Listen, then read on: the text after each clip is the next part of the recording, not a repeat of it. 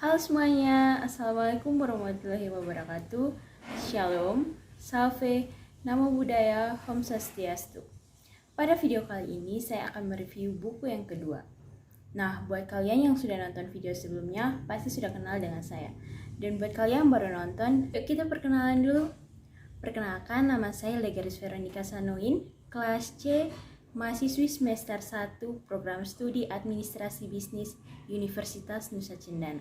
Nah, sekarang saya akan mereview buku yang kedua yang berjudul Auguste Comte, terbitkan oleh penerbit Routledge yang ditulis oleh Megun dan diterbitkan pada tahun 2006 yang memiliki jumlah halaman 154 halaman.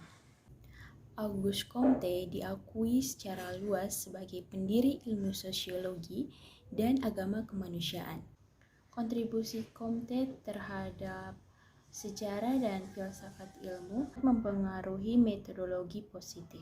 Auguste Comte secara luas diakui karena mendirikan ilmu sosiologi dan agama kemanusiaan. Kontribusi Comte terhadap sejarah dan filsafat ilmu mempengaruhi metodologi positif. Tidak ada yang kurang dari seorang Comte. Bagaimanapun, Comte telah berkontribusi pada etika dan menciptakan kata altruisme yang diadopsi secara luas dan digunakan dalam kehidupan sehari-hari yang berlawanan dengan tindakan egoisme. Comte berpendapat bahwa hidup untuk orang lain akan menjadi lebih ekstrim dengan menggunakan semboyannya, yaitu altruistik. Dalam pengantar ide Comte, Comte berasumsi bahwa revolusi dalam budaya dan masyarakat modern belum tentu menciptakan tujuan akhir. Revolusi modern tidak akan mengubah itu jika terjadi pada tahun 1789. Terpecahnya secara resmi antara revolusi Prancis yang menjelaskan bahwa ide-ide yang beliau warisi diberikan kesatuan radikal dan kohesi. Ini akan muncul sebagai idiom baru yang tidak ditemukan di fragmentasi karangan Saint-Simon. Pandangan umum Comte tentang krisis dapat dirumuskan secara singkat sebagai berikut.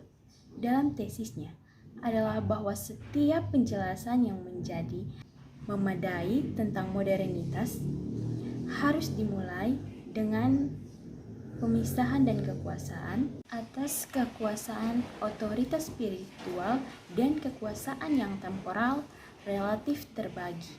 Dia menyebut bahwa tatanan dari sistem ini adalah hukum ensiklopedia yang berkembang secara ilmiah. Comte menempati paruh pertama studi monumental yang menyibukkannya dari tahun 1830 sampai 1842 yang disebut dengan kursus filsafat positif. Bagi Comte, masa depan bukanlah ekstrapolasi sederhana dan untuk mengikuti tren zaman ini, tetapi keadaan yang unik yang harus dipahami secara teoritis dalam istilahnya sendiri. Program-program Comte sangatlah bersejarah di dunia, terutama di bidang ensiklopedia. Comte adalah seorang futurolog utama yang mendirikan sosiologi emosi dan sangat penting. Beliau sangat sosiolog.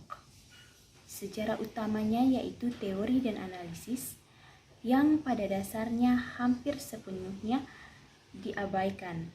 Namun tampaknya Comte tidak berhenti sampai di situ, tetapi dia terus mengembangkan dengan tipe ideal sosiologi. Ini belum dikembangkan dalam sosiologi. Beliau mulai menambahkan peristiwa hidupnya sendiri ke dalam sosiologinya. Selanjutnya, ilusi Comte. Buku Auguste Comte ini menghadirkan bacaan baru. Auguste Comte adalah seorang sosok yang luar biasa. Pertama, ia mencoba untuk memberi penghantar baru tentang karirnya. Yang kedua, ia mencoba untuk memecahkan secara mendalam dan klasik dengan menelusuri perubahan hukum pada tahun 1822 hingga 1857. Ada perubahan yang dikembangkan oleh Comte yang diterapkan berbagai modifikasi yang dibuat pada metodologinya. Yang ketiga, konteks dan materi sosiologi. Penting untuk diingat bahwa Comte tidak menciptakan kata sosiologi. Sampai hingga pada tahun 1839, sebelum itu ia menyebutnya dengan fisika sosial. Yang terletak dalam bidang fisiologi sosial, dia mengklaim bahwa telah menemukan hukum dasar yang disebut dengan hukum tiga negara, teologis, metafisik, dan juga positif.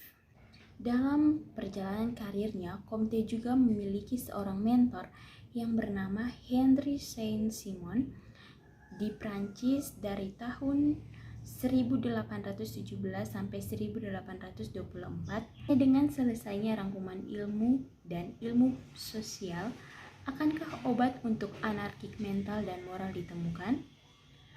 Dengan menghimbau tulisan Adam Smith untuk mencatat bahwa manusia tidak pernah sepenuhnya teolog, maka selalu ada beberapa fenomena yang sederhana dan cukup teratur untuk menganggap bahwa mereka sejak awal sebagai subjek hukum alam.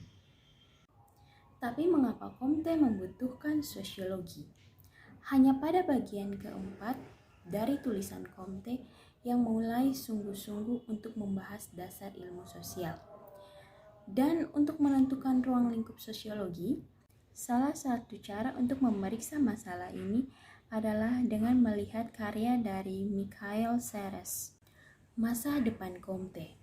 Comte dan Durkheim memiliki generasi sosiolog yang didominasi dengan nama Littre dan Spencer. Durkheim dengan karyanya yang sangat terkenal yaitu Metode Sosiologi. Setelah itu Comte mengusulkan sebuah teori tentang penerimaan dan penyerahan. Memang harus belajar untuk menghargai dan tunduk terhadap sesuatu. Sosiologi muncul dari kondisi yang dimana sudah ada sebelum ilmu-ilmu yang lain, terkhususnya astronomi dan juga fisika. Ini semua tentunya tidak baik-baik saja. Setelah adanya tantangan spekulasi dari negara positif, sosiologi pada dasarnya masih memiliki hipotesis menunggu untuk dikonfirmasi atau terkonfirmasi. Dan Comte juga mengaku telah memberi sosiologi metodenya dengan memungkinkan penemuan yang baru dibuat.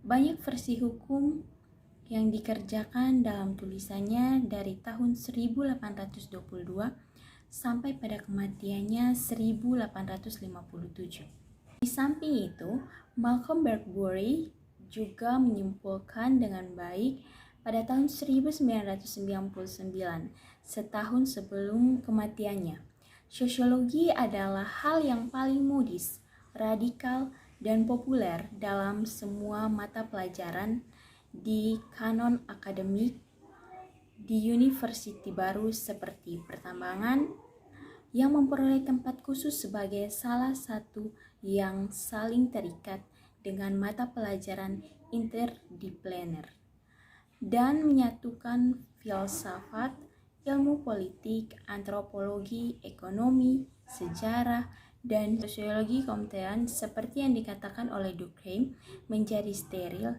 dan di mana itu diambil secara serius serta memiliki efek bencana pada perkembangan ilmu sosial dan teknologi. Pada perkembangan ilmu dan sosial.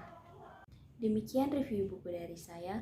Buat kalian semuanya, jangan lupa like, subscribe, komen, share, dan nyalakan tombol notifikasinya di bawah ini untuk mendapatkan video review buku selanjutnya dari channel YouTube ini.